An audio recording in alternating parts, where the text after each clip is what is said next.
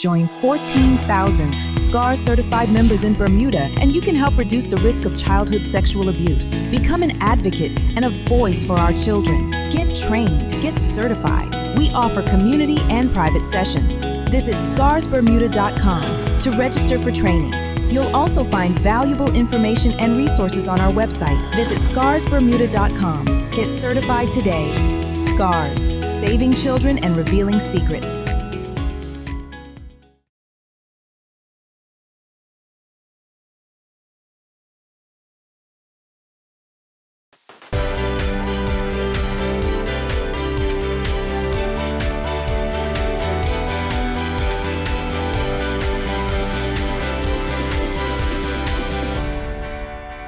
This episode of Survivor Hour has been graciously sponsored by the QBE Foundation, creating strong, resilient, and inclusive communities. Hi, everyone, and welcome to Survivor Hour. Thank you for joining us this evening. I am Debbie Ray Rivers, a survivor of child sexual abuse and the founder and executive director of SCARS, Saving Children and Revealing Secrets. I am joined on set with Dr. Alicia Hancock. Dr. Hancock is a clinical psychologist with decades of experience in child sexual abuse and also a valued board member of SCARS. I begin by thanking our sponsor, the QBE Foundation, for believing and supporting our cause for the protection of children in our Bermuda community. They make this show possible. Our show this evening is called Males Have Scars Too, and I am really excited about tonight's show and our two guests. Tonight, we have on set with us Kevin McNeil. Kevin was a little boy with a scar, and today he is a man with a purpose. Kevin is a male rape survivor of child sexual abuse, a victim advocate, an author of several books, and a longtime friend of mine and SCARS. His organization, The 12 Project, is an organization that educates the world on the effects of trauma and abuse on individuals, families, and communities. His passion is to help others heal from the effects of trauma and abuse by using his own story to transform, motivate, and inspire individual mindset and potential. Kevin is retired from the DeKalb County Police Service in Georgia, and his vision is to create a better tomorrow for today's children. Now, also on set this evening is Omar Dill. Omar is well known and respected in our Bermuda community. Omar is a multi-talented individual who holds a degree in psychology and sociology, reflecting his keen interest in understanding human behavior and social dynamics. His diverse career journey has sent him in various roles, including his work as a fireman, where he demonstrated courage and dedication in protecting his community, and as an air traffic controller, where he showed composure to ensure the safety of aircraft. Omar has also held positions as a residential care officer and an assistant behavior therapist, which further helped him hone his skill set before joining the registered charity 1022 Home. At Home, Omar is a case manager on the front lines fighting to end homelessness in Bermuda. And in doing my research for the show, I read a powerful statement on the website of Home. It said, "Trust is the foundation of all human relationships." And how true is that? When we think about children being sexually violated and not kept safe, we have to agree that their foundation of trust was violated. They were betrayed and deceived. In effect, that foundation of trust has been shattered, which could lead to feelings of hurt, anger, and a loss of safety. Now, couple that with shame, silence, and stigma. Males who are sexually violated as children are often, those cases are often under-discussed, complex, and deeply impactful. Studies estimate that 1 in 6 boys experience some form of sexual abuse before the age of 18, though underreporting suggests the actual number may be higher. But what we do know is that boys are less likely to report than girls, often due to stigma, disbelief, and the struggle with identity, masculinity, and self-worth. We are grateful to have Kevin and Omar on set with us to help us understand this complex issue, because males have scars too. Okay, let's start with you, Kevin. Talk to us about how you were scarred from child sexual abuse. Yes, I grew up in a single-parent home, although I had a stepfather, and I watched abuse happen in front of me with domestic violence and all other types of abuse. But I didn't know it was abuse because it was so common where I came from. And then at the age of 12, after dealing with all of that, I was still a small kid. I was bullied all the time. And I just saw this as growing pains. But then at the age of 12, I was at a friend's house and I wanted to be a bodybuilder. And that's why, because I saw so much abuse in my home, I was bullied so much. And I felt if I had muscles and I was too intimidated to mess with, people wouldn't mess with me. So I went to a friend's house and my mom allowed me to. And the only thing was she told me to get home before it got dark. Well, one day I forgot the time and it had begun to get dark. And so I rushed home and then I took a shortcut because I wanted to make sure that I got home in time.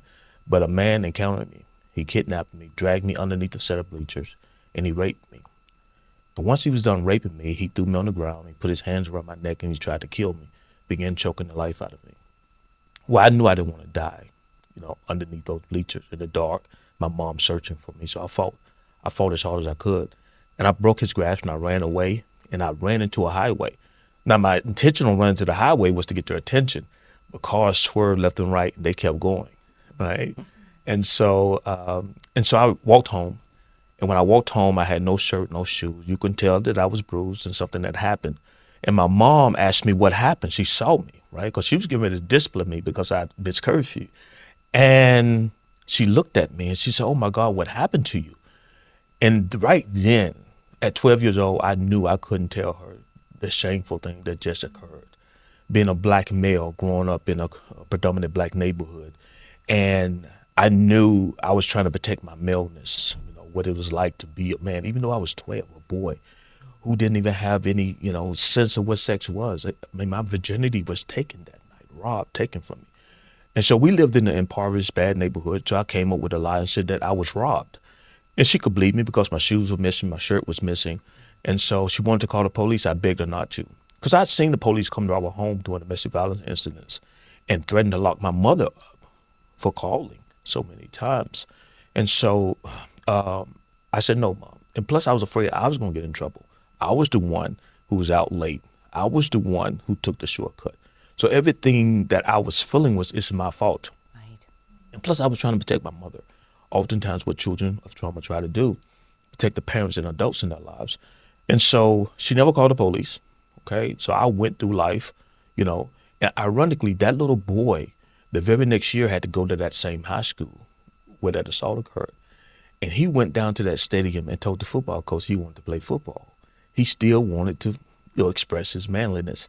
And so I played football and ran track in that very same stadium. That you were raped. That my rape happened, and walked past that very same set of bleachers and got dressed on that very set of bleachers for 4 years.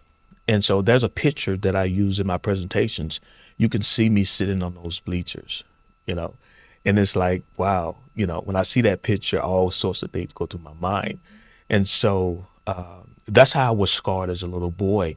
And I didn't think I was scarred, though, because I was able to go past those bleachers, play football. I joined the military after football. Then I became a police officer. Now you see the pattern of me hiding behind the uniforms, right? So that's been my life, right? Yeah. That became my life. I was scarred, but I had a way of hiding it. And being in front of a group of people, being uniformed, and people knew my name, but they didn't know me. Right. And that was perfectly fine with me. And so that's the way I wanted it. But little did I know that's what I was doing. Subconsciously, this little boy had enough wisdom to protect himself and to do that. Wow. And also to go back to those bleachers where it all happened. Yeah. I didn't even notice those bleachers. I mean, it wasn't even a point of reference for me. Yeah. And I played football, and ran past those bleachers. And then not only just half the year, football season, when track season came along, I went back to the stadium, ran track in that same stadium, got dressed, walked past the very incident location where it happened. And not once I didn't feel anything. I had totally detached from that little boy. So it was almost like I died that night. And the boy that came home was a totally different person.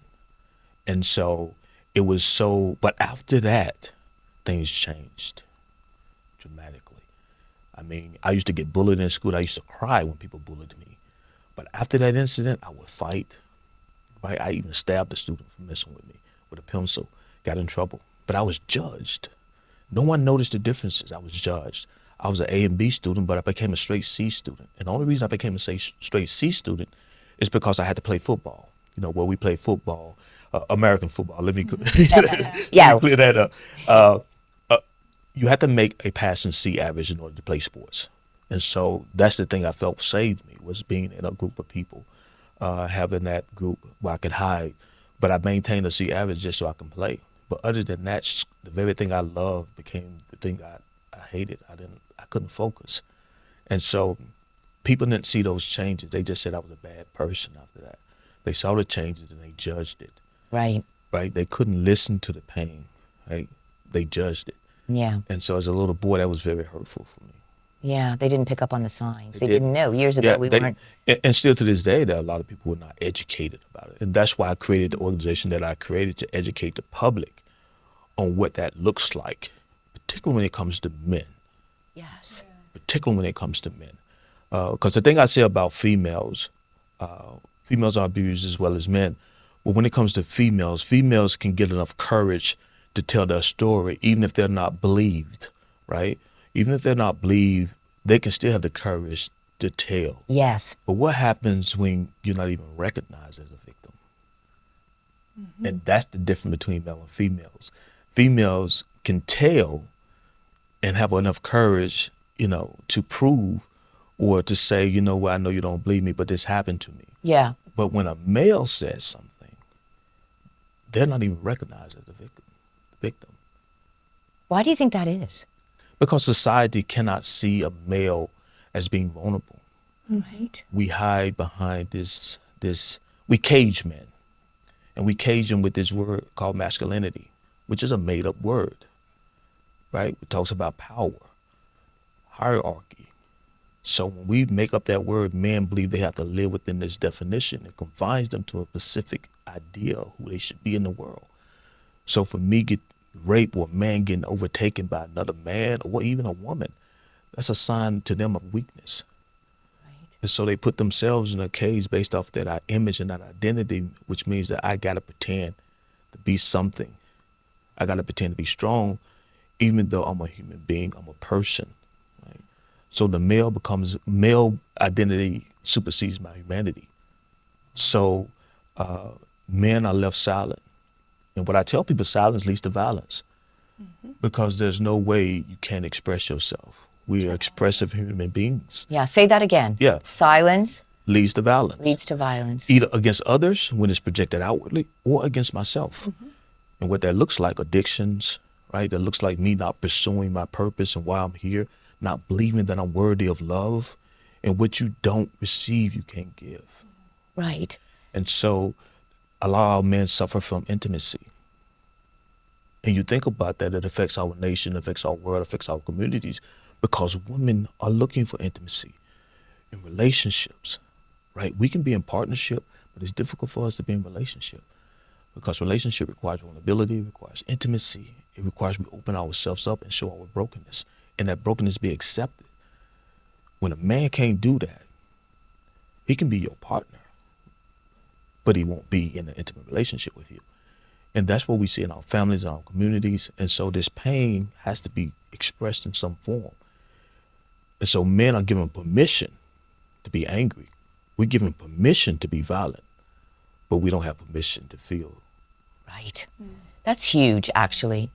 That's huge. Well, thank you for sharing that. I want to bring Omar in at this point. Omar, you are a shining example of a diverse career journey that encompasses safety, just what we're talking about, right? And protection and compassion. And so share with us your background, share our audience, tell us your background. So yeah, you definitely gave a pretty good overview from a professional point of view. I've done various things, air traffic control, I've been an airport fireman, I've worked at the Boys Home, Child and Family Services, I've worked with children on the autism spectrum as a assistant verbal behavior therapist. And I just believe that all of those different careers, what I tell everybody, they have one thing in common. Safety, yes, but people, right? So I love working with people, and I think in deciding or getting the opportunity to join HOME, it was in a search to provide more value.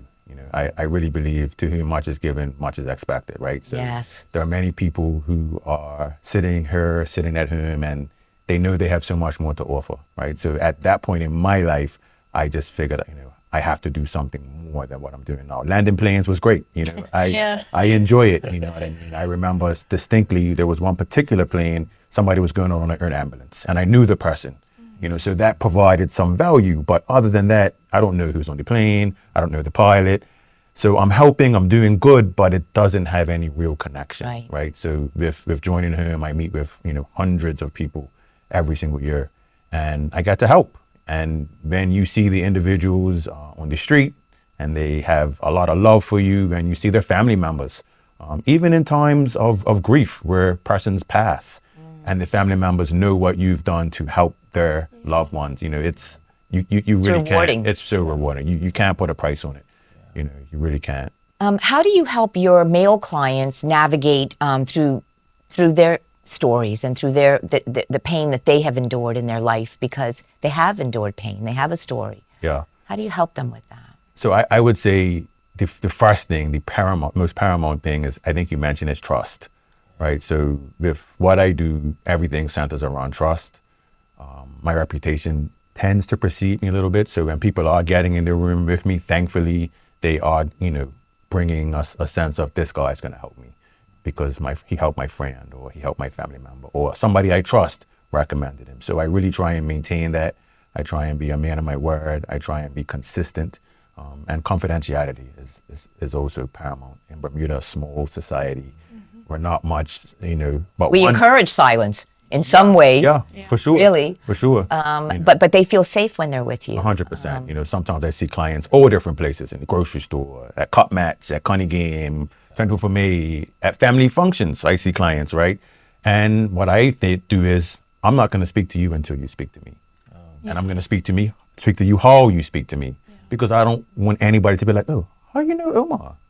Right? We're so small. Everybody knows what I do if I speak to you. Yeah. If you don't speak, you'll get in trouble too. Yeah, that you're too. stuck up. I mean, I've had that too. And you're like, do I speak? Do I not speak? I don't want people to think if I speak. I mean, when I first started Scars, nobody would speak to me because they thought if they speak to Debbie on the street, someone's going to think they were abused, because there's so much stigma and shame around abuse. And I was like, I didn't know whether to speak or not to speak, whether to be friendly or not to be friendly, right? It's difficult when you're working in it, when you live and work in this field, and we have a small community. Very small. Yeah. So, you know, inside the room and outside of the room, it's the same thing. I'm following my client's lead. Whatever the client wants, that's what we're going to work towards. I'm going to put everything on the table and do our best based on what they want.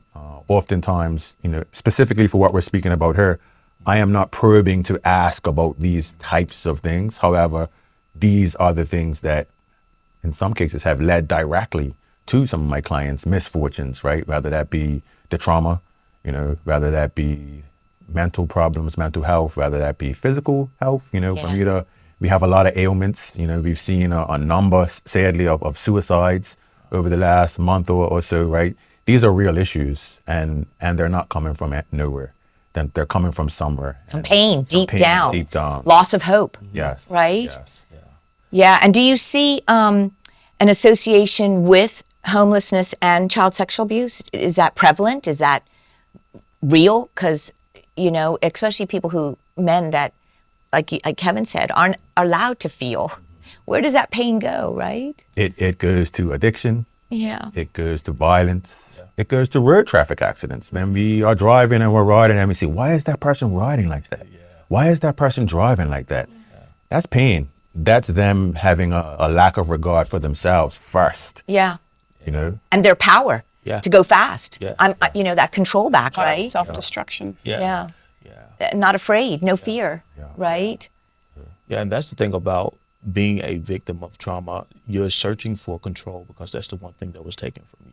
So you'll take it in any form you can get it, right? Whether it's through speeding through traffic, right? Whether it's through holding a gun, right? Whether through being violent, because trauma travels downward, right? So if someone had abused me and took control of me, then I'm gonna look for something or someone vulnerable that I can take control of to make myself feel, particularly in the male perspective, because I'm no longer a male. How can I feel manly now?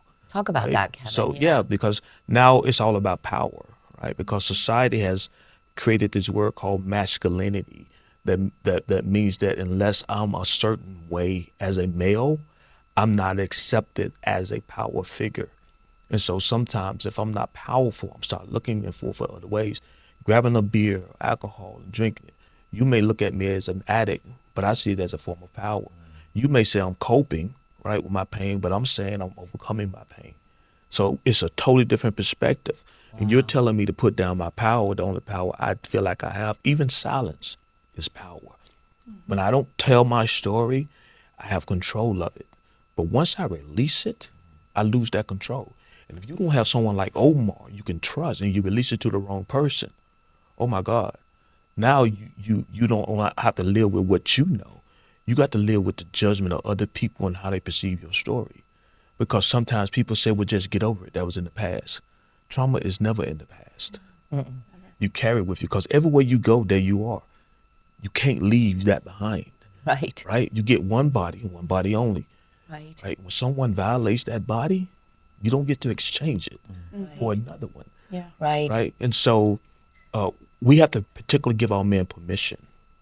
Right? Like I love what Omar's doing. There's a space. Right? That's the first part. Create a safe space. And that's why in society as a whole, as men, we don't feel like we have that. And so a lot of men, we just, we get together, we relate, but we don't connect. We can talk about football, we talk about women, we can talk about, drinking, we can talk about anything but how we feel. So true. Yeah. So we relate, but we can't connect. Yeah. Without that connection, Yeah. right, among your men, there's no strength, camaraderie. So now I see Omar as a threat, competition. I Yeah. don't see him as a fellow brother. So unless we can relate to the same things, we may not be able to be friends. And even if we are friends, if there's some type of tension, I'm always trying to up Omar. I'm competing with him, not trying to connect with him. And so that's a lot of times what men do. We compete, we don't connect. So that becomes very, very painful. Just imagine if you had a nation full of men who were vulnerable and open and intimate and connected, how powerful that nation would be. Right? Just their women will feel more protected. Yeah. They'll feel like they can care more, be Yeah. more of the soothers of the family and more the comforters rather than have to be both. Yeah. 'Cause who And does that's the a child- learned behavior, right? Is that a learned behavior to It's- have somebody model that? Or how the trauma prevents it, obviously. Yeah, right? trauma shuts you down. Trauma causes you to build walls. That's what I did. I went through suicide ideation, alcoholism, sex addiction, every addiction, anything but drugs. I stayed away from that. But all my addictions were me seeing myself as protecting myself. Right. Right. So the sexual addiction came from me using women, not trying to connect with them. I saw their bodies as objects, not as them as persons. I didn't see me as a person. And as a female survivor, that's what you want to be loved. Yeah. So Yeah. both of you are not receiving what Yeah. you both need, That's right? right. You might have a physical. Yeah. There's no intimacy. And so imagine, people, homelessness, you see people on the street. And I always tell people when I go to the airports, when I travel a lot, I always say that person has a story because you can't see it. So you look at a homeless person and judge them, right? But what if they were homeless already in their bodies first? They weren't born homeless. Exactly. They felt, I don't belong here. Why should I try to secure something outside of this when I feel like I don't even belong in here? Right. So We got to get to their inside. We got to get to their heart. yeah, and that's for men. Society doesn't give them permission to do that, and we have to change a culture. We have to actually educate a culture and give men permission because a lot of our men are angry. Yeah. I read this thing years ago when I first started SCARS, and my husband Jerry reminded me of it. They did a study with little girls and little boys in a daycare center, and they said to the little girls, what would you do if somebody touched you in your private area? And all the little girls kind of basically said the same thing. I'd cry. I'd tell my mummy. I'd tell my teacher. It was always emotion and tell somebody. Mm-hmm. When they asked the little boys, I would fight them. I would give karate. I would punch them. I would kick them. It was all physical. But of course, when a little boy is being abused, he doesn't have that power to do any of that. And so And it required self-reliance, right? It's all about self-reliance Yeah. for boys, Yeah. rather than relying on anybody else. Yeah. Yes, that's it. Dr. Hancock, it's reliance. And little boys can't fight because these people who are abusing them are more powerful, larger than them. So they can't protect themselves. And then they probably, I don't know, maybe go through their life thinking they were a failure, or why didn't I protect myself? Well, you couldn't. You were little, Yeah. right? But we groom boys to protect, like if you think in a household of siblings where you have brothers and sisters, you typically, the boys are required to protect their sisters, Yeah. True. so they're groomed to be be the protector. protectors. That's true. Yeah, that's true. That's, And when they're not protected, So they don't feel there's like they this- can be. that's the sad part about it. So we ascribe to these toxic forms of masculinity that says you have to show and express power in destructive ways, right? There's no sense of your vulnerability as strength. I was telling you about Simon Berger, this Swiss artist that takes shattered glass and turns it into art, which I think is beautiful. And I think that's a beautiful metaphor for men and healthy maleness, right? Because I don't even like the word masculinity. The healthy person in the male gender to be able to take what's broken and balance it with the strength, but use both of them to make life come about. But be led by that brokenness and let the strength support your brokenness and not the other way around. Not the other way around. Yeah. Wow. Omar, do you think society treats male survivors differently than female survivors? Do you think we have more empathy and compassion for the women than we do the men? How do you think society looks at that? I think on the surface, neither are given the space Love it. to kind of express themselves and tell their story and speak their truth. Neither. But we each would deal with different things, And again, I think you expressed it. Lived experience, nothing is going to be better than an explanation from lived experience, right? But from my perception, definitely, as you mentioned as well, women are not believed oftentimes or are blamed. But what was she wearing, Yep. right? Yeah. Well, she's fast, right? These types of things, right? And it's never the case. However, that's what society puts on them. But from a male point of view, you can be outright ridiculed, which, the women are typically believed, but the man, you might be believed, you might not, but you're going to be laughed at. You're not going to be able to show your face at certain places. You're going to lose friends. That's the thought. Yeah. Yeah. You were supposed to have been able to protect yourself. Yeah.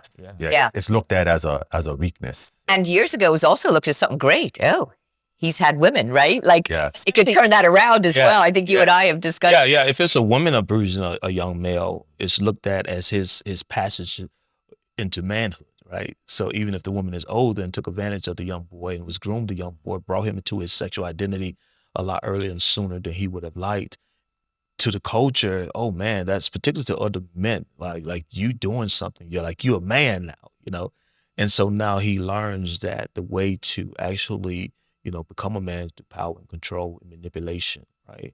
And so I have no choice. Right. So society doesn't give me a choice to. And that's the wonderful thing about recovering Yes. Let's talk about that. from abuse, is that you recognize you have a choice. And that's the power of overcoming abuse. Tell us about how Yeah. you did, Kevin. Share that with us. Well, I was a police officer for 8 years. And the only reason I became a detective is that I got into a high-speed chase and with some guys who had just murdered somebody. They jumped out the car with guns, and I had to use my service weapon to defend myself. That was traumatic within itself. And so instead of being killed, I had to use my weapon to defend myself and discharge my weapon. Well, I didn't want to do that anymore, And so I started looking at other alternatives. And so somebody asked me, would you like to be a detective? I said, sure. They were like, yes, detectives show up after everything's done, right? All the danger's done, right? You just show up to investigate. And where I was from, the police department was like the military. You don't get to choose where you go. They put you where you're most needed. And they put me in the special victims unit. And I didn't even know what a special victim detective was. Special victims. Yeah, Wow. special victims, yeah. I didn't even know what it was. They said, you're going to be investigating abuse. I said, okay. Uh-huh.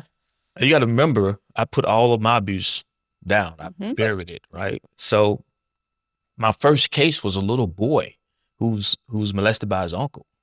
And so I watched this little boy walk into a child advocacy center.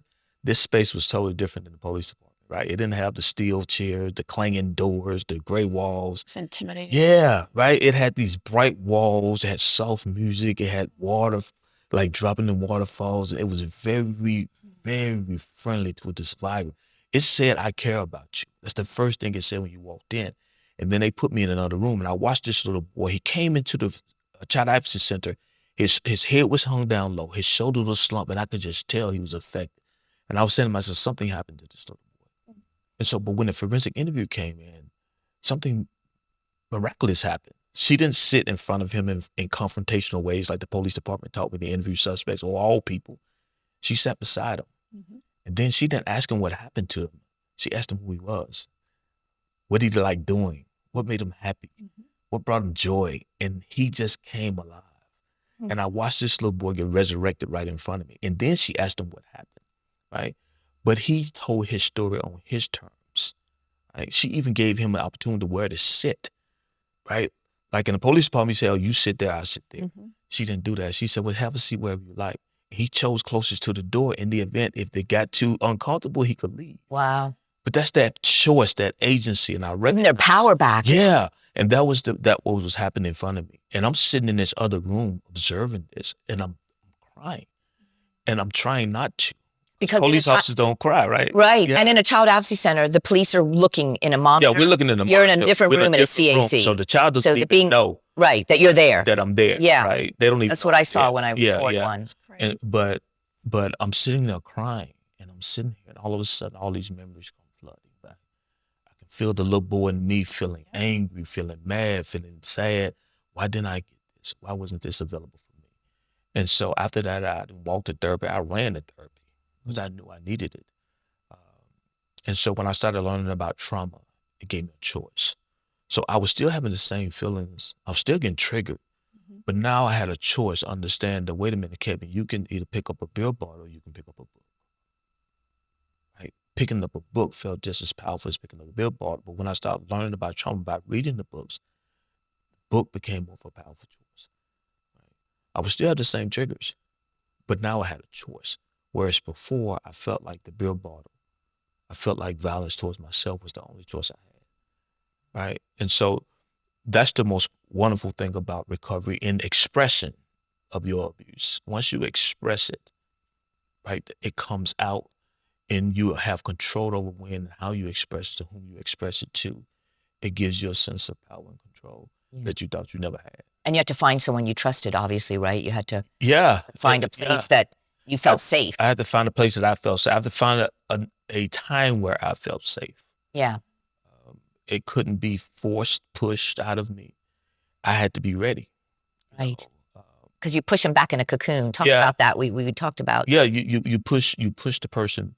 If you try to take over and I teach investigators this too. Just because you think you're helping doesn't mean you're helping. You could be hurting more than you're helping, because if I'm forcing you to tell your story before you're ready, I'm doing the same thing your abuser did. Yeah. And that has to be done in an investigation. Yeah. That's a really hard thing, because they need the details Yeah. for the case. And yet, But if it feels like an interrogation, Yeah. they're going to shut down. Exactly. And then you got to remember, once I tell, my world changes. I don't control what happens after that. At least with silence, nobody knows. I can pretend nothing happened. For me, I moved out to another state, but imagine a country like Bermuda, where you can't move, where you can possibly see the person who did it. Yep. And if there's can you imagine carrying that pain and being reminded of that pain, and you have no form of escape? So what's the escape? So I always tell people, suicide is not it's looked at us as being, that person was weak, they took their own life. But for them, it's the ultimate form of control. Because now I can control when the pain ends. That's how I thought when I was thinking about suicide. And if this is the way my life is going to be for the rest of it, then why? I don't want it. Right. I don't want it. it is another form of control. Yeah. though. And it feels powerful to do so. Because when I was thinking about killing myself, I was going to use my service weapon. It felt powerful. It felt like no one hears my pain. I'll leave with them knowing I was in pain. I don't have to say anything. This will speak for me. Wow. Yeah. That's pretty powerful, isn't it? Definitely. Yeah. Definitely. Yeah. Yeah. I mean, Omar, what do you think we can do as a community to start reducing this stigma and start, helping I mean, really, this is a show on males. We're going to stick to that Yes, okay. because males have scars too. But what can we do to try to get, I mean, I've spoken to many, honestly, thousands of female survivors. I've spoken to a few survivors. They've told me their story. But it's still just not as many male survivors come out as female survivors. It's still, how do we reduce that stigma? I think reducing the stigma is definitely important, but also on the flip side of that is reducing the actual incidents. Yeah. Yeah. Oh, yeah. Catching it early is Yes. what I would say. And, from what I do in speaking to many people in the 50s and the 60s and the 40s and the 30s who have experienced this as early teens, 9-year-olds, 10-year-olds, they carried that for decades. So we are going to need access to, as we have been saying a lot in our country, mental health support. Sadly, I just was speaking to, and Dr. Hancock will probably be able to speak to this, an insurance company just reduced the coverage for rates for mental health sessions, right? Come on. So there's just one insurance company, hopefully others don't follow, but these are the sorts of things that really hurt. For most of my clients, we're talking about the working poor. Wow. We're talking about people who already have limited access, limited time. Every dollar is going to make a difference. Yeah. So making these things accessible to help the 30-year-olds, 40-year-olds, 50-year-olds, 60-year-olds who have experienced this as a child. But then on the flip side of that, it's getting into the schools. So all schools obviously have a guidance counselor, and they have, I would say, I don't know if a social worker is the right word, but they have people in the school who are trained to deal with more behavioral issues or college prep. Yeah. I think a big solution could be to have some sort of clinical social workers in our schools that are developing relationships and trying to catch these things before they turn into violence. Yeah. Before they turn into homelessness. Yes. And helping the family. Yeah. Because they have to go back into that home. Yes. But we have to help our families, Definitely. Create a safe, loving, and maybe that means dealing with the guardians and the people in that child's life to deal with their trauma. Yes. Because they probably didn't have an opportunity to get their trauma healed. Yeah. That's why we talk a lot about, in our previous and other times that we've talked about, talking to parents of how to talk to their children. You have to have a relationship with your children and a very strong connection in order for them to open up to you. Yeah. And that, Sorry. no, that's a saying that says when a flower dies, you don't fix the flower, you fix the environment which the flower dies, right? Because the flower dying is an indicator that something is wrong in the environment. That's not proper nurture and care, right? Because we know whatever you bury grows. Yeah. So if you bury your trauma, it's going to produce something, right? Right. And you bring it out into the light. Nothing heals in darkness. Nothing. And I was just going to touch on, you mentioned about teaching and consent. I have a 6-year-old, and consent, as adults, we know about consent forms and things like that, but most parents, most aunties, most grandparents give your so-and-so a hug. Come on, give him no, I don't want to. You better go over. I did it. That's a big one. I did it with my girl. What are we teaching our children? They can about respect. consent? Yeah. We thought it was They have no respect. choice. They have no choice. They don't have a choice. They Right. can't say Or no. voice. Yeah. Or a voice. Yeah. So our messaging needs to be a lot more intentional. At least, I mean, the course that you teach touches on these types of things, right? No secrets, right? Oftentimes, come on, let me give you this. These sorts of small things that we think are small, Yes. they have knock-on effects. Yes. Yeah. And how we talk to our children. We don't belittle our kids in front of other people. We give them their space. We make them feel important, because you start belittling a child and yelling at a child and shaming a child and judging a child.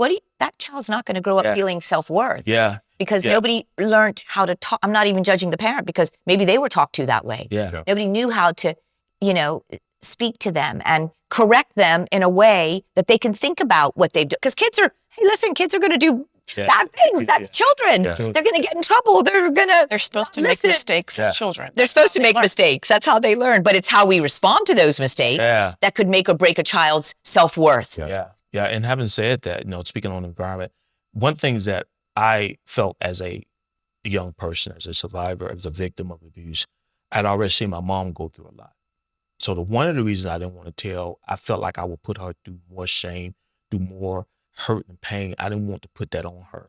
So most people forget that a lot of times children are trying to protect their adults in their lives. Yep. So if I tell, and then as a result of me telling, I see mommy and daddy crying, I see them fighting more, I'm going to take that up on myself to say, because of what I did, look what's happening. And isn't this what the perpetrator told me? They told me, if you tell, you're going to get in trouble. You're going to be taken away from your family. I'm going to be taken away. And believe it or not, sometimes children, their love is so pure that they would even love the person who abused them. Yes. Yeah.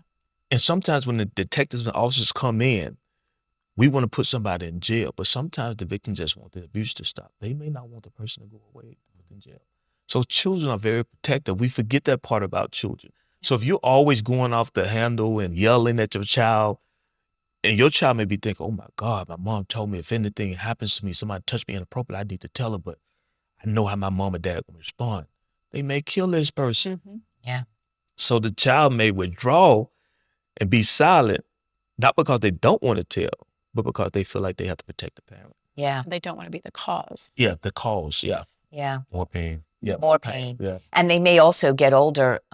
At that point, they're protecting them, but then they get older and things start making sense to them. Like, The resentment. wait a minute, the resentment builds in. anger. The anger towards the guardians in their life that didn't do the right thing, because now they didn't understand at 7 years old it wasn't right. But when they become 22 and 21, they're like, or they'll see their friends receiving something that they didn't receive. That resentment can come in, or their parents are coming to school for PTA meetings, but my parent doesn't, or, for what, so that resentment can build up, right? No, it will. And the parents' guilt, because some parents can know that what's happening to their children and refuse to say things. And it could be because of they have been. Yeah. For sure. I worked a case one time where the mother was reluctant to cooperate with our investigation, and a detective was getting ready to close the case. And I said, wait a minute, let me talk to her. And when I started talking to her, she started crying. And she said, I don't know why y'all making a big deal out of this. Why y'all giving my daughter all this attention? Y'all giving her all this attention, taking her and want to do all these things for her. But when I was young and told somebody it happened to me, nothing happened. So it wasn't that she didn't want to help her daughter. She was angry and upset and jealous that her daughter was getting the care that she never got. And some feel, well, I turned out okay. Exactly. I turned out okay. I functioned okay. And so. Functions so much better. Yeah. And Yeah. Yeah. And it's sad that society puts the responsibility on the victim. Yes. And I think with parents too, parents, I think, typically expect children, if something happened, they would tell me. And instead of looking for the signs and then gently entering into a conversation about That's true. potentially what happens, That's true. that doesn't happen often enough. And maybe part of the parents is their own denial and fear that something might have happened and they don't know what to do about it. Exactly. Or, how do I process this, and is it my fault? Because a lot of the time, during my experience as an investigator, it was the parent who introduced the person to the child who assaulted them. Yeah. And so a lot of times the parent feels some sort of guilt, Yeah. right? And so amazingly, a lot of times the child who makes the outcry or tells what happened to them doesn't tell the parent. They tell a teacher, they tell a counselor. And then the parent's like, wow, why didn't you come to me? And so they feel bad because of that. Like, my child told a third party, but never came. What did I do as a parent to make you not trust me? Yeah. Right. And so they feel bad about that, but it's not that. It's just that the child didn't feel safe. Yeah. And didn't want to hurt their parent. Yeah. Children Yeah. want to take care of their Yeah. parents. Or the fear that they wouldn't be believed or that their Yeah. parents would not Yeah. would not love them anymore. Or how they would respond. Yeah. Sometimes we do something, break a lamp or something, our parents go crazy. Like, if I broke a lamp and she acted that way, or my dad acted that way, what's going to happen if I tell them? Yeah. And just like what we had talked about in the last radio show of, if parents outwardly say, oh, if something happens to you, I'm going to kill them. Right? Yeah. Yeah. It just totally shuts the child down then. Yeah. We talk a lot about that in our training. I mention it at every training because I had a survivor who told me that story. And just recently someone, sent me a private chat in the training to say that was me. I knew if I told my father, and we just told her story on Radio Hour. She was very brave. But we know this is real. This is what happens because children are watching their parents. And you know, it's sad because we as parents, because this has been going on for generations, we didn't get healed. Yeah. And so we just carry on, Yeah. you know, try to do the best we Yeah. can do. And we don't even realize sometimes, Yeah. you know, the barriers that we bring into, Yeah. you know, into the picture. What has been the biggest difference in your healing? Because you are now a motivational speaker. You go around the country. You're an author. Yeah. You empower men. You help men come to these terms, and you're an empowerment. What was the biggest difference in your life when it came to your healing? Recognizing that expressing my pain was helping other people, that my vulnerability was my strength, that, you know, my biggest thing was I had a choice now. You know, I could hold on to the pain and think the world owed me something. I can keep it silent and to constantly judge myself. It's hard to love what you judge, right? So when you're constantly judging yourself, you can't love yourself. And if you can't give yourself love, or you can't receive it. And so it was hard for me to receive help from outside people, Sometimes particularly you men. don't deserve it. You Yeah, feel like you- particularly men. I couldn't be men because I didn't trust men. It was men who harmed me. I watched men beat my mother, right? So I didn't trust men at all. And so for me, I was a male. I'm looking in the mirror every day. So guess what? I don't like him, Oh, wow. right? So it's hard. So expressing my pain, telling my story, gave me a love for that little boy inside of me. It allowed me to have compassion for him, right? And by having compassion for the little boy didn't have to act out anymore. Because a lot of my behavior was the little boy trying to get my attention, right? And releasing the pain. Releasing the pain, because your childhood lasts a lifetime, right? What Alice Miller said. She said, your childhood lasts a lifetime. We all are adult children. Right? Our We bodies are. grew, right? We are. Our And bodies so, grew. yeah, and so sometimes trauma freezes you in that childlike state. And so for me, becoming whole again, it started with expression, though. It started with telling my story. Because keeping it secret the silence is what was causing the suffering. I realized. Once I expressed it and got it out, and then had people in the audience listen to my story and cry and come share their story for the first time, Yes, that's what happens with me. that became healing within Healing. itself. So now my expression became a form of healing, not a form of imprisonment.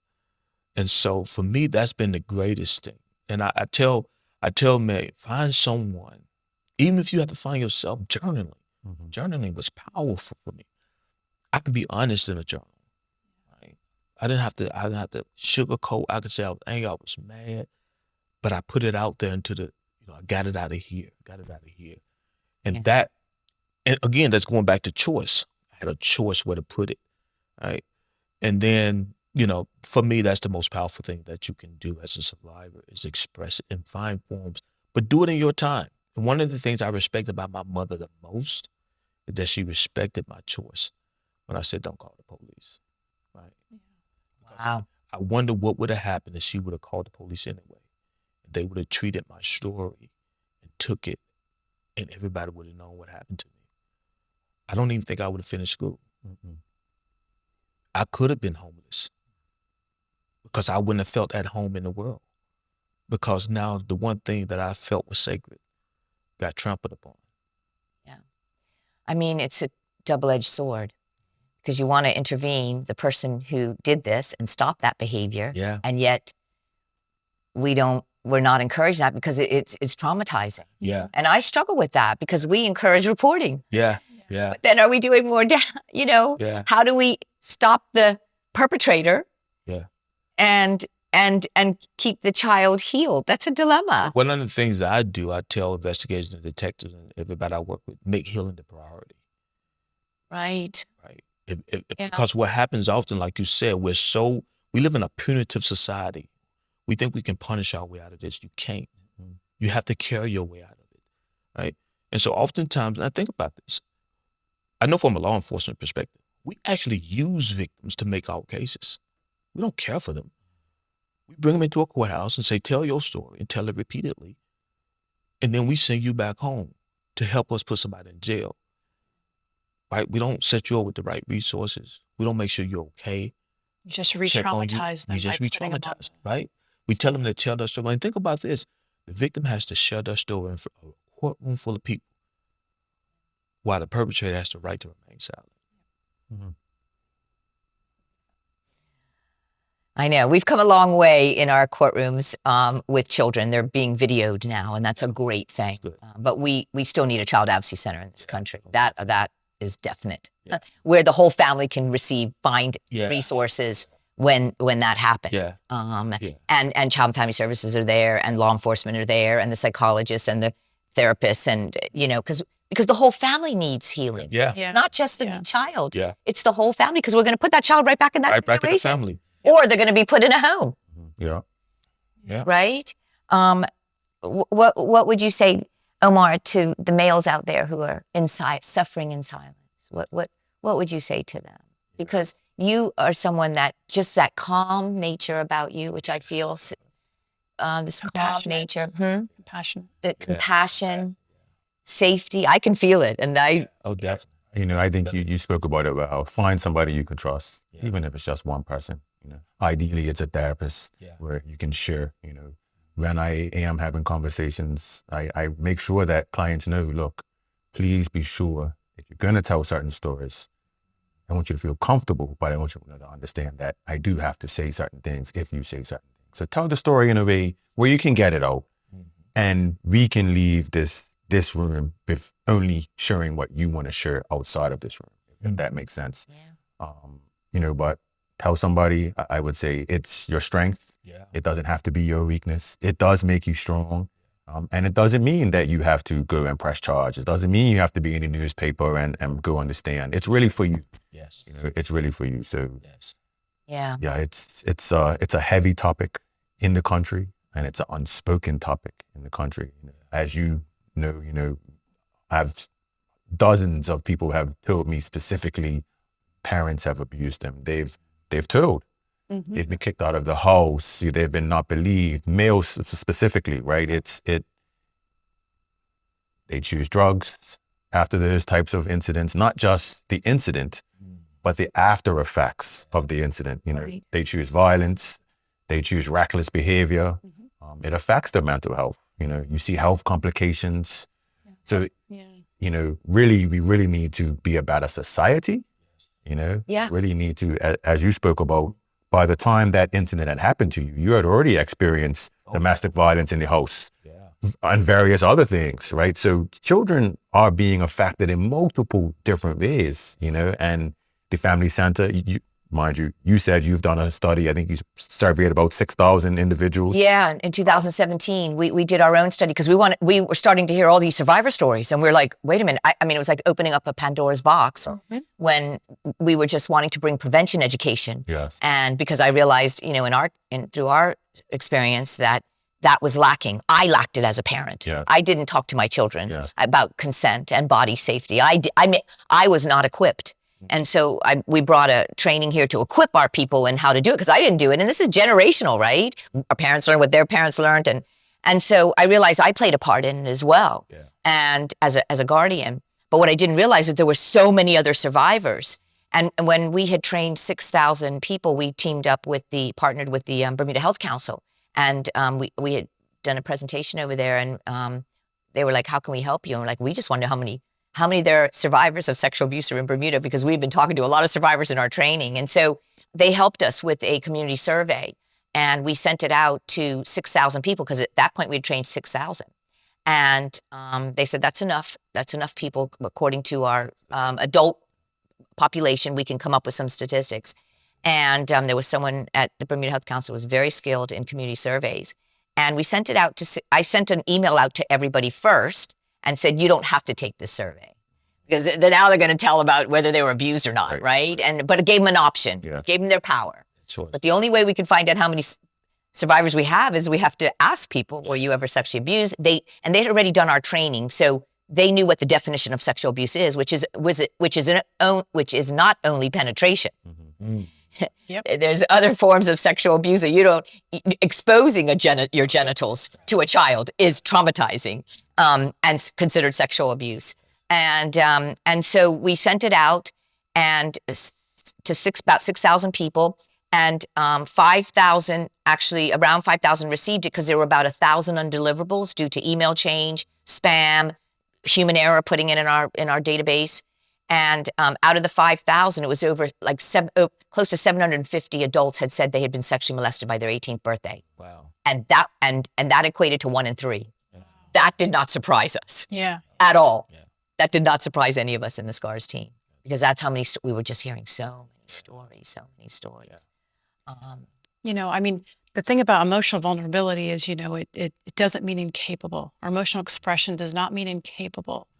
You know, it's a form of self-awareness and, you know, the ability to regulate your emotions. So the more you're able to do that, you know, the more you're able to heal from anything.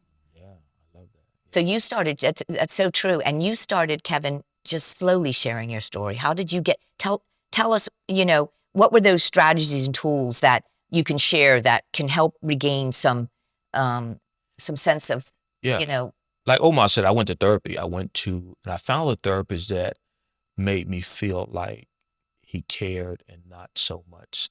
And when I found out it was a male therapist, it just threw me off. I was like, oh, wow. But when I sat down, it's interesting. My first session with him, he picked it up. He said, "You're uncomfortable." And so that showed me he was in tune. He noticed without me saying anything. So that emphasized care. And so I found a therapist who could hear me. And so my story came out, you know, as a result of me trusting him. It wasn't him pulling it out of me. It wasn't him trying to diagnose me. I didn't feel like he was trying to diagnose me. He was trying to listen. That was a difference, right? I think we get concern and care confused. Concern means I'm worried about you, but I'm not willing to do anything. Care means that I'm willing to sacrifice to change the problem that you're going through, right? So I felt the care. It wasn't just a concern for what I was going through. And I still believe this to this day, you know, the most powerful drug there is acceptance. Yeah. That's what most survivors wonder, will I be accepted? And I felt that in the room. So once I shared my story, I saw him tear up, right? And I saw his humanness, and I knew and there was silence in the room. He accepted the story. And he didn't try to change or try to diagnose me as to why. That came with me figuring it out when I was reading to educate myself about trauma. Oh, this is why I was doing this. This is why I was doing this. So his care became the foundation for my discovery. wow. Understanding. Yeah, yourself. and understanding myself. Again, going back to that choice. I said, wow, here's a male who's not judging me. Yeah. I told a male my story. He's accepting me as another, you know, person.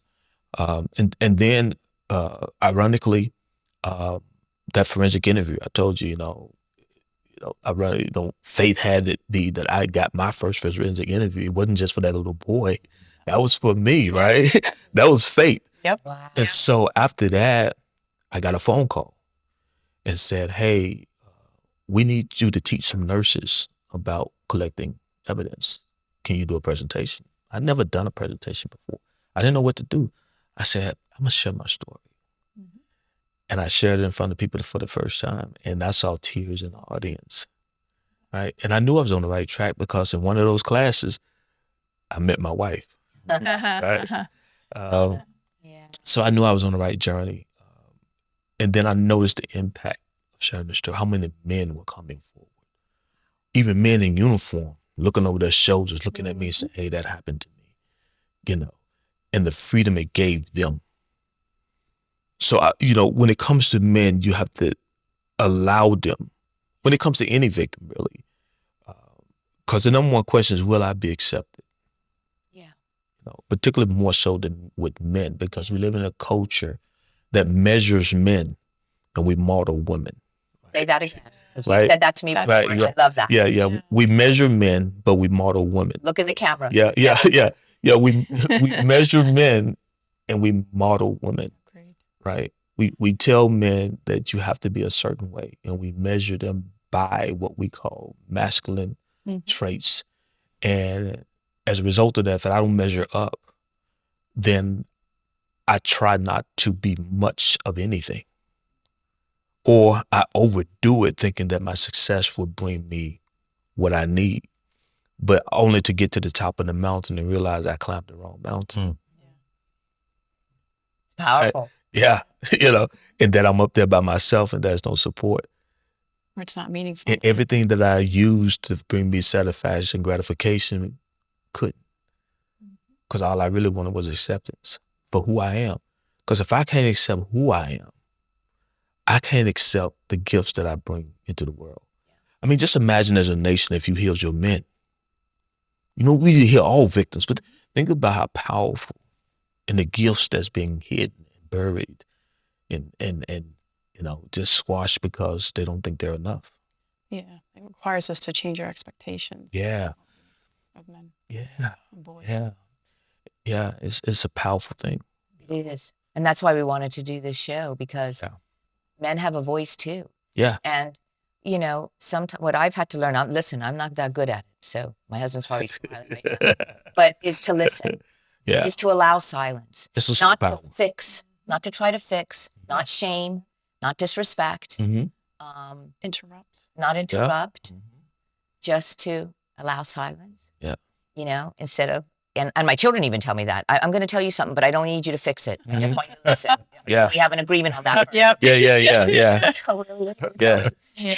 And I have to promise before they open up. Yeah. Yeah. Because listening requires that we able to feel. Because when someone tells you something, particularly men, men, we get together. One of your homeboys start crying. You're like, hey man, have a beer. It makes us uncomfortable. And so what we thinking is helping them is really trying to help ourselves feel more comfortable around the person that they're sharing, right? Because if I share with you, that's telling you something about you. That's saying I trust you. And I think oftentimes when we listen to people tell us their stories, we get uncomfortable and we end up trying to compare stories. Well, if that happened to you, I remember one time this happened to me. Yeah. And the person was like, wow. Or you try to fix it. Oh, this is what you need to do. Do this. Instead of and that's the thing I told you about my therapist. What was so powerful is he said, you're uncomfortable. And he sat there. And we just sat in silence. It was so uncomfortable. Mm-hmm. He made me sit with that pain. And that pain became the path to my purpose, right? He taught me how to sit with the pain. And recognize that you can cope. Exactly. And And you exist. can feel. Yeah. I think we have trouble feeling. Yeah. It's okay to feel. Yeah. He took me out of survival mode. Yeah. He took me Put you in. He put me in the present. Because when he got silent, I got uncomfortable. I thought I had to say so. I thought I had to explain myself. And he just looked. Mm-hmm. And he wouldn't respond. And it made me feel so uncomfortable. For the first time, I'm in a room with a male by myself. He picked up on it. You're uncomfortable. And he allowed me to feel it. Because I wanted to run. I wanted to talk about something totally manly. Right? Right. But he let me sit in it. And I think that's what men are looking for. Because, men don't get together to talk about that pain. Women will. At least women got girlfriends. Where do men go? Where do we go? I couldn't talk to them. Still to this day, I can't talk to certain friends about what happened to me. Or if I say I was raped, they glean over it. They go, oh, okay. Move on to the next subject. Yeah. They don't want to talk about it. They don't have follow-up questions. It's about really thinking about what that person needs in that moment. Yeah. What you need. Yeah. Yeah. Yeah. Yeah, because sometimes people feel like they got to give you their story when you tell yours. So men are kind of afraid of, oh, if he told me that, what should I share?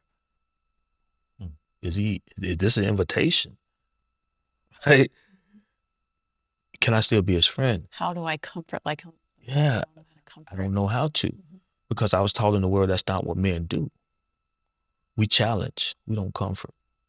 We fix. Yeah, we fake. I'm going to challenge you to be better than you are, even though you was raped.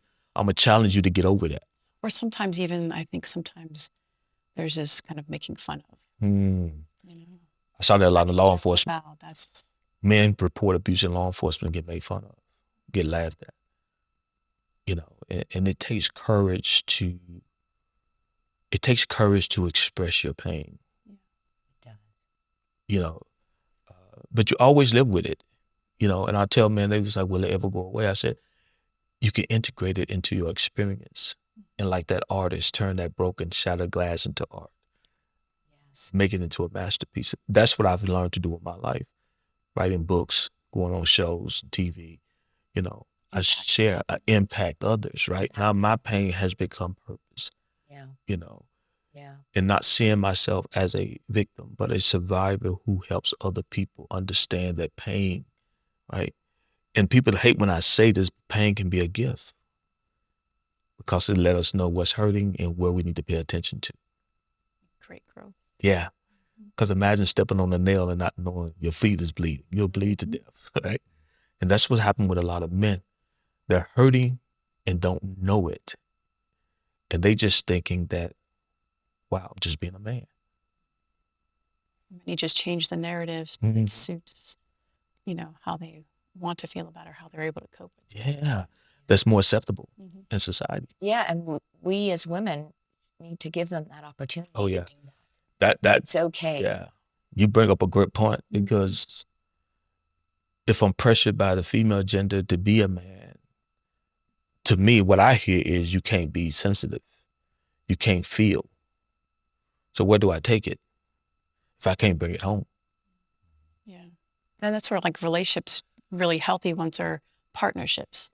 Mm-hmm. Yeah. It's the ability to share Mm-hmm. the load. So when, you know, you're my rock when I need it, Yeah. and I'm your rock when you need it. Yeah.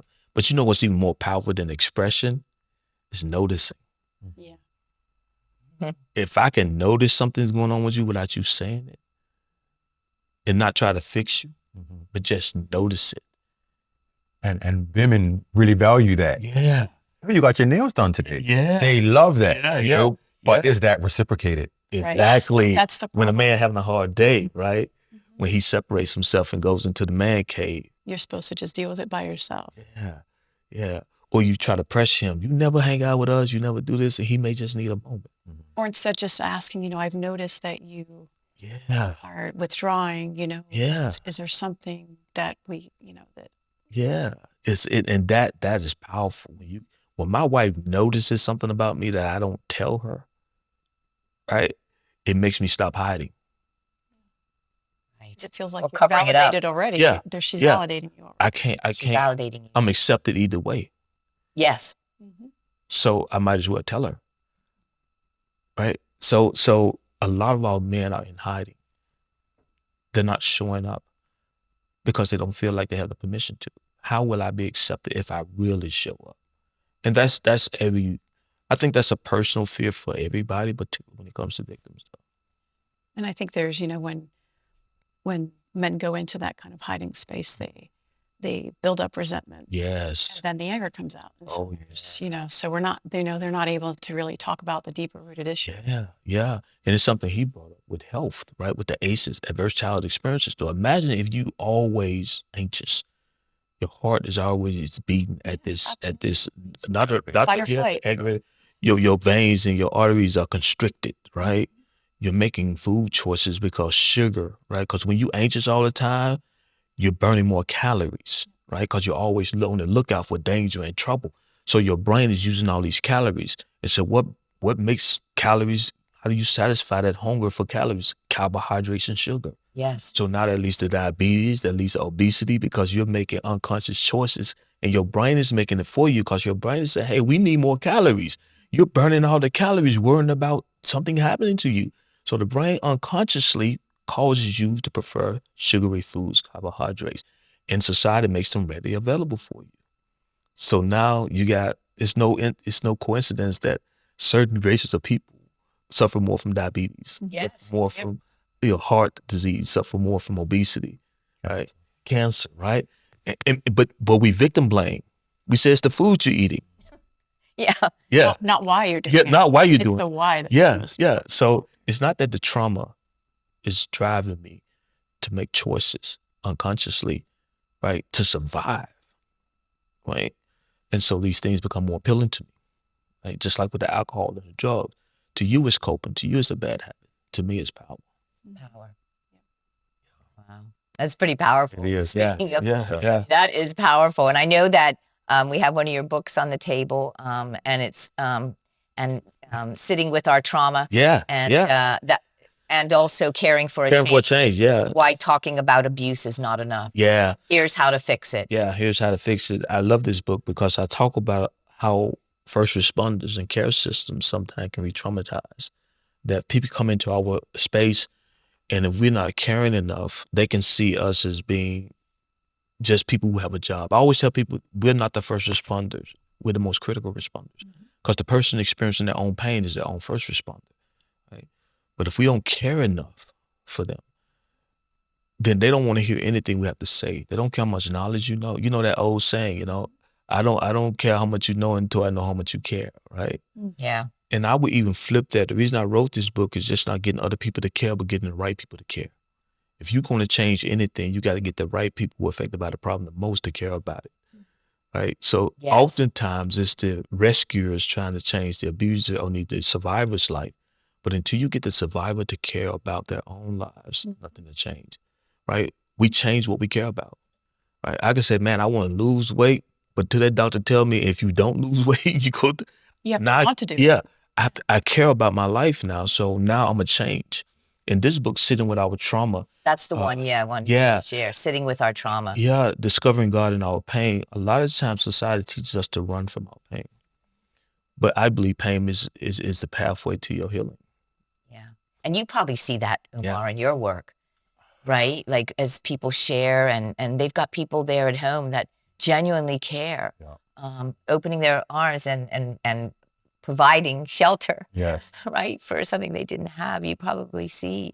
It's definitely a different- long process. Yeah. There's times when people come in for the first time, we tend to want it more. And family and They do. friends tend to want certain things Yeah. more, but they really need their basic needs met Mm.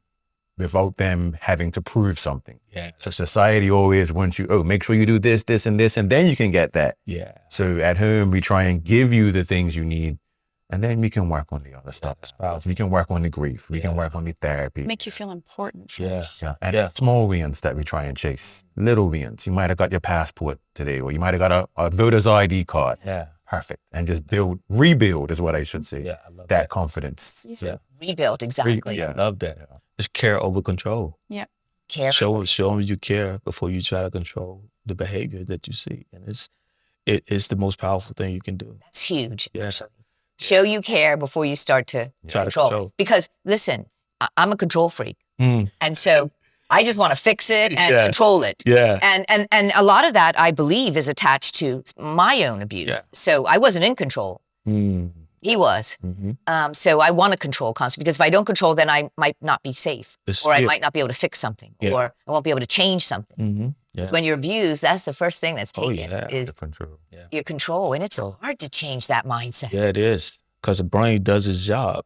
The brain job is to protect you in whatever environment it finds itself in. So if your brain is taught very early that people are dangerous, environments are dangerous, then you look at people as possible threats to your life and survival. Yeah, how do you get through that? How do you change that? You Narrative.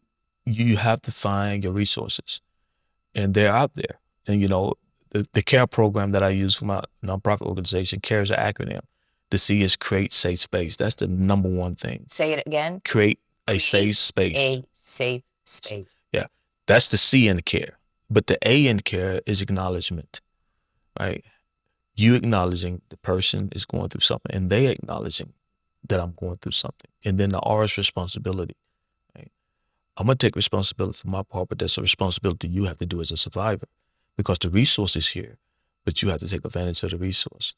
And then if you do those things, it leads to education and empowerment. Now the person feels empowered. That's what it means to care. Create a safe place.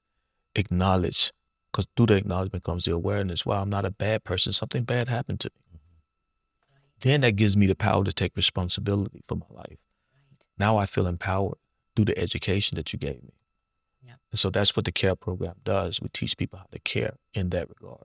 The first and most essential thing, you have to create a safe space. And that's a training that you provide. Yes, that's a training that I provide. And if you don't create that safe space, I mean, the other things won't fall into place. Right. And that's what you do. Yeah. Are you? Yeah. I mean, that's the first thing you do, right? Yeah. Is create that Yeah. safe space. Yeah. For sure. Yeah. We spend a lot of time in curating our environment. Yeah, that's Ensure that persons are happy, and all their needs met.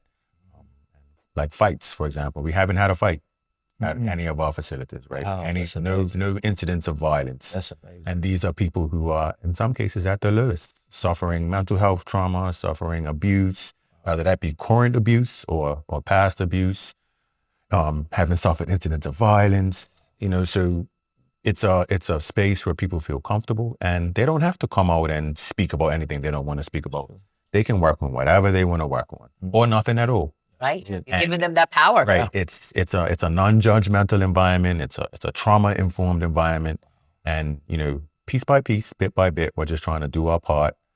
But it's a community effort for sure, and we do have community buy-in as well, thankfully. Yes, absolutely. Yeah. What I love about what I'm hearing from him is they're not just trauma informed; they're victim informed, Yes, and that's powerful. victim informed. Yeah, Yeah, I like that. knowing your clients. Yeah, And just sitting there and giving Yeah. them that space because our Yeah. community needs Yeah. it right now. yeah, because no one Had a plants lot of seed. trauma in our Yeah, community. A lot, A Yeah. lot of trauma. for sure. Yeah. And I wish there was a place for men that could have healing at no cost. That there was, because I know we have the Women's Resource Center. yeah, Do a great job with and I guess men can go there too, right? Yeah, I mean, for persons who are unable, we will give therapy as needed. But our main focus is housing. So if we feel that you need grief therapy, which we've had to refer many people for grief therapy, Right. if we feel you need that, we'll give you that free of charge with the view that, okay, we can get you past these incidents. You will be able to heal on a job. You will be able to be a productive member of society. So we're really taking everything case by case, and Yeah. you have some great doctors. We have some great licensed therapists and clinical therapists on board I love it. who are able to either give us services for free or at discounted rates. But we, as much as possible, try and support our clients wherever that we can. So it's a big project. It's a lot of community buy-in, but as the reason we're here now, I think it's important to talk about it more as a first step. Get that conversation going, because as you said, when you spoke about it, it helped others in the room. yeah, So we really hope that those who are watching, males in particular, yeah, are able to see, yeah, feel, and get that out. It Yeah. doesn't have to be to any in law enforcement. Yeah. It might be to whom. It might be on a journal. It might be to your partner. Yes. But Yeah. we have a lot of adults walking around wounded, yeah. That's so and true. hurt people, right? Yes. Yeah, So we got to True. break that cycle somewhere. Yeah. Just even acknowledge that it happened. Yeah, yeah, Yeah. yeah, Mask is another great for sure. Yeah, resource in Bermuda, and we're going to be showing some resources, in the show where people can go. And there's even overseas. telehealth. Yeah, Yeah, yeah, 1 in 6 Yeah. is one of the organizations, yeah. I believe, for men. yeah, But like you said, sometimes people don't have the funds to get that, Correct. yeah, and that's the part that I think the missing link is. We Yeah. need an area where they can go and they don't have to pay the insurance. and MWI does make Yeah. things available, but it's the stigma, yeah, right? Of being in the waiting room, of having to come in and out. And what are you here for? Yeah. To see somebody. People So want more privacy.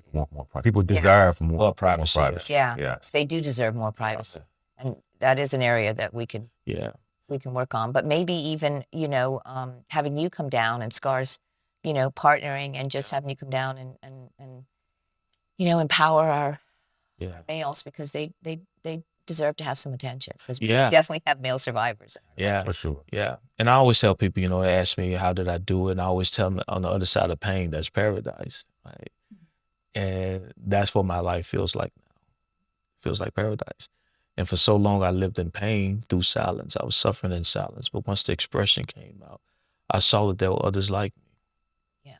And that's what the men need to know. You're not alone. And the other side of that pain is paradise. It's hope. Yeah. I'm living proof of it. Yeah. It didn't destroy me. Yeah. Right. And it's given you a purpose. That's why I said, Yeah. a boy with a scar and a man on a mission, Yeah. with a mission and a purpose. Yeah. That's huge. And I can experience life so much more differently. I can enjoy the beach. I can enjoy the life and that it was meant for me. I can enjoy the world. Like Yeah. I don't see the world as such a dangerous place anymore. I don't see other men as competition.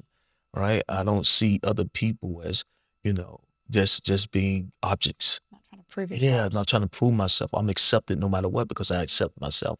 No matter what happened to me, I accept who I am. Yeah. And so when I feel I can receive that, I can receive help, I can receive criticism. Before, you couldn't tell me anything, right? So, that's paradise for me, to know that you have a support that is there, because you're blind until you can see that. Yeah, you can have all the services in the world, but until you can open the people's eyes and say, oh, there's help out there. I kind of equate it to, the abuse when you haven't healed, it's within you, it's a part of you, it defines everything that you do. Yeah. And then when you heal, you don't forget it. It Yeah. always becomes this experience you had. Yeah. Yeah. It's there. You won't forget it, but at least you've transformed it to Yeah. mean something different. Yeah. It becomes a force and not a weight, Mhm. right? Because now it becomes a force that drives you rather than a weight that holds you down. And so you see it as, wow, man, I made it through that. Oh yeah. Right. Wow, Get that I made it through that. I can But- do anything. I can do Yeah. anything. Yeah. Particularly with the help. When you start understanding, remember, acceptance is one of those powerful things that we all wanting. When you start figuring out there are people who live their lives just to help you, that does something to you by itself. To know that there are people who listen, not just as a job, but because they care. Yeah. And sometimes I even think the partner or the spouse Mm-hmm. could use some Oh, tools on definitely. how to respond Definitely. Yeah. the victim and Definitely. or the survivor. Yeah. Just so they're not triggering them, or Yeah. they're making them feel safe, Yeah. and helping them feel comfortable in that Yeah. environment. It's Oh, yeah. it seems like everybody needs that. Everybody needs to educate. What are they hypersensitive to, and what their particular emotional needs are Yeah. Right.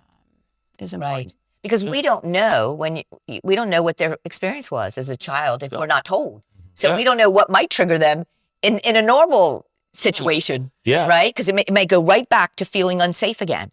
Yeah. By something you said. Yeah. Caring enough to How notice. you respond. Yeah. Yeah. Yeah. And But if we studies- don't know what that is, how do we not do it? Yeah. Yeah. How do we not make it worse? Yeah, yeah. And studies said that support is the fastest way that people heal from their traumas and pain, is through support. And if you don't have a good support system, but that's why our agency, we talk about educating the world on the effects of abuse. We go out and educate families on how to respond. So when this person, change the room around where the abuse happens, Yeah. right? Because even if I take the bad person away and put them in jail, that child, that brain is still entering into that environment, right? So the brain not only recognizes the abuse, it recognizes the environment in which the abuse occurred. So that very environment can be triggering. So you're going to see certain behaviors, and if you're judging those behaviors, that person feel like, oh, I'm not accepted, because the brain will find reasons for what you experience. So if you start judging the behavior, they're going to say, oh, it's because I'm a victim. So now you're going to think everybody treating you badly. You can't find love. You can't find a job because you went through what you went through. You are bad. You're flawed. You're flawed. Yeah. You're flawed. Yeah. And that goes in mind Yeah. of Yeah. So the survivor. why strive? yeah. You tell me I can get a job. I'm going to help you get a job. But what use is it? I'm of no use. I see a lot of clients who would prefer to be a king of their own domain. So I knew that I can drink. Yeah. I'm going to be the best drinker. Just drinker. And I'm going to be the best drinker in this park. They Yeah, drop their yeah. standards. Or I'm going to be the best abuser Yeah, in yeah. my relationship. In my relationship. And when I walk in this house, what I say goes. Yep. So Control my environment. Yeah. I'm going to control that. I love what I know. I feel what I don't. Right. So it's How do you help someone with that? What are some of the what are some of the tools and how do you change that mindset? I think you have to What's- work. You got to work with culture, because it's something we don't talk about. We tell people to talk about their abuse, but it's something we don't talk about as a whole. It has to be a celebrity. It has to be a religious figure for the media gets involved. We don't talk about it in our churches. We pretend like it's not happening. So your victims feel like, okay, am I the only one? Even intellectually, you can know it happens to other people, but when you abuse, it feel like it only happens to you, because no one's talking about it, nobody's discussing it. Nobody's trying to put it out there. There's no billboard saying, hey, if you've been hurt or harmed as a child, come out. We give you therapy. Resources have to be referred. They're not just really discussed.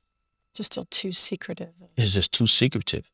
And then most resources, like you said, you either prefer, nobody in the family is talking about. They'll say you get help, but you didn't see them get help. Right? So it's not modeled. Yeah. Right. So if I come from a family where therapy is not even common, and you telling me to get it, then that still makes me stand out as the odd person, that I'm the crazy one. Yeah. Right. Well, abuse is often hidden, Yeah. so nobody's going to see it. They're not going to see it, but they'll see the behaviors and tell you. Right. Yeah. Maybe the symptoms. Yeah, they'll tell you to go to therapy for the symptoms, but they won't ask you why the symptoms exist. Right? Voice the why. Yeah. I was speaking with a mental health professional, and they were explaining to me that the symptoms of ADHD and trauma look exactly alike. Exactly. And I thought to myself, the amount of children that either that I grew up with or that are in school now who've been diagnosed with ADHD. Yep. And we talk about your statistics, we talk about other statistics, and we're like, wow, we have a problem. It's right in front of our face. And we know these things, and we're still choosing not to really get into the meat of it. You know? So it's just mind blowing that if 1 in 3, so if we have 3 children who have ADHD, potentially at least one of those children has been abused. Yeah. Right? Yeah. So Wow. we need to really take a closer look. Again, one of my suggestions, not mine personally, but from speaking to persons, is we can have that clinical support in schools. Oh man, If we had like a clinic in each of the schools. that Oh would be yeah. ideal. Yeah. Not just a counselor who the ratio of children to, it's impossible. It's impossible. Yeah. But we do have to help the parents of the children. Oh, absolutely. Because we can tell the child that shouldn't have happened to you. I'm so sorry. And then put them right back in the environment. We got to help the parents where they're going home. We got to figure out what's going on in that home. Yeah. But everybody's got to be vulnerable and honest. And and you know, a lot of the result is their own unaddressed trauma in their guardians, in their parents, right? Yeah. And a lot of times I think it's care. You got to get them to care about it, because if you don't get them to care about it, they're gonna say, I don't need it because I survived through it. And that's their strength. That's their understanding of strength. Survival. It's not vulnerability. And so how do I get them to care? If I show them, okay, the trauma has caused your child not to be able to concentrate in class. So the D's and F's that you're seeing, and you're trying to punish your child and make them make good grades, you gotta give them A's at home before you can give them A's, before they get A's in school. The A's at home, approval, affection, right? You give them those A's, right? Attention. You give them those A's at home, they'll get A's at school. So, you know, and because it's again, going back to that old concept, if the flower dies, don't try to change the flower, change the environment, right? Don't want to plant seed in concrete, right? So the seed has all the power, but if it's not planted in the right environment, it'll never grow. So that's the concept you have to kind of get parents to care about. Give a connection to what the trauma is doing, not just that it's happening. Your child's going to grow up, the relationship's going to be affected. How they think about themselves, the job, the employment. When parents say, I don't want my child to suffer through what I suffered through. If we can infuse their care, because we change what we care about. And so that's what I found in my experience. Getting them to care. Yeah. And that's not easy. Without taking that guilt and shame and judgment on themselves. Yeah. You know, we don't want to do that either. Yeah. We just want to get them to how can we. Yeah. You know, loved ones often say, I'll kill for my son. Dude, I had a family member who passed away, and his mother began saying, I'm going to live for my son. That's great. I like that. You know what I mean? Love so that. she turned the pain into the power. Yeah, I like that. You know, so like that. What are you willing to do for your child? Yes, you'll kill for him. Yes, you'll do, but live for him. Live in a certain way. Teach them certain skills that model. Yeah. So there is a lot that we can do, and anything that hurts us, we can literally just turn it around. And it can be used. It's breaking that cycle too. Yeah. It's breaking that whole cycle. Yeah. Because if that father is an alcoholic or angry or whatever, and then the children see it, and then that doesn't get healed, like from the father's side, you know, what happened in your life? Let's work on that. And if that doesn't get healed, then that passes on, and then that child could be, well, I had an alcoholic father, and I'm just, and so it just keeps going on instead of being shamed about the alcohol. Let's figure out how we can help you. Because we better diagnose than dwell. Say that again. We better diagnose than dwell. Because if I dwell with you, sit with you, then it allows me to connect with you. Let's change this together. I'm not trying to control you or tell you what to do. I feel your pain because I'm sitting with you. If it's easy to write you a prescription, diagnose you and say, take these and see me 2 months. Because now I don't have to deal with the pain that you're experiencing. Right. And I'm fixing it. Yeah. Right. Yeah. But yeah, that's, It's about choice too, yeah, because, you know, Yeah. it's easier to stay in our pain. yeah, Yeah. It's hard to have to. yeah. But that's often the beginning because we try to run from it. Society teaches us, I don't want to feel. And oftentimes, I love what Gabor Mate says, the Canadian psychologist. He said that trauma not only hurts, but it hurts the most when you don't have a person to discuss it with. That's where the suffering comes in. When you by yourself in it. But when you have somebody that loves you and supports you and understands, that eases the suffering. He said that's where most of the suffering comes from, not having. So imagine the level at which men are suffering in your country, in your community. Isolation. Yeah. I have no one to talk to. There's only so much that you can mask emotion Yeah. before it turns into a Okay. controlling emotion, which That's is it. anger. Yeah. And so anger is that surface emotion that Mhm. becomes easy to express because we feel the most powerful. Oh, yeah. But it never acts alone. If you're angry, you're hurt, you're embarrassed, you're Yep. sad, you're worried. All of And those. so then we get stuck. Yeah. It's and anger feels good because society said we give men permission to be angry. Yeah. But not to Brings feel. out the Not to feel. Yeah. That's Well, everyone, thank you so much for your time, Omar, coming For on having set with Thank you. your wisdom. And There's so many directions we can go with this topic. Yeah. And I think maybe we need to have another yeah, show. yeah, because it deserves attention. yeah. Yeah, You know, and we have to take care of our males too. It's very, very important. definitely. So thank you so much, Kevin, Oh, thank you. You're welcome. Thank you for having me. agreeing to come sit at the table with us. And Thank you. I appreciate it. appreciate you Yeah. and all that you do for communities around the U.S. and Thank you. empowering men and empowering, you know, survivors of abuse. It's so important. There, very few are out in the front lines speaking like you, you know, publicly, and so we're grateful you. that you're helping others Thank you. through your pain, Thank you. making this a purpose. Thank you. Dr. Hancock. As we've heard tonight, the silence surrounding male survivors of child sexual abuse is not only painful, but has lifelong effects. Breaking that silence is an act of courage.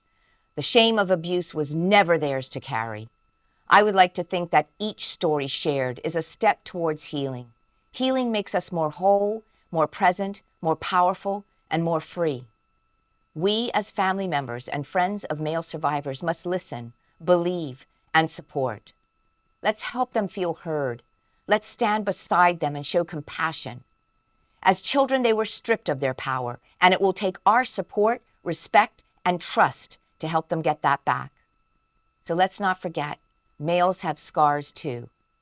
Now, to report a case of child sexual abuse in Bermuda, call Child and Family Services Kids Hotline 278-9111 or Bermuda Police Service 211.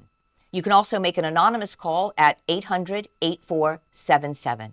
We thank our guests this evening. We thank our sponsor, QBE Foundation, for partnering with us to improve the lives of children in our community. And we thank you for spending the last hour with us. Good night, everyone. This episode of Survivor Hour has been graciously sponsored by the QBE Foundation, creating strong, resilient, and inclusive communities.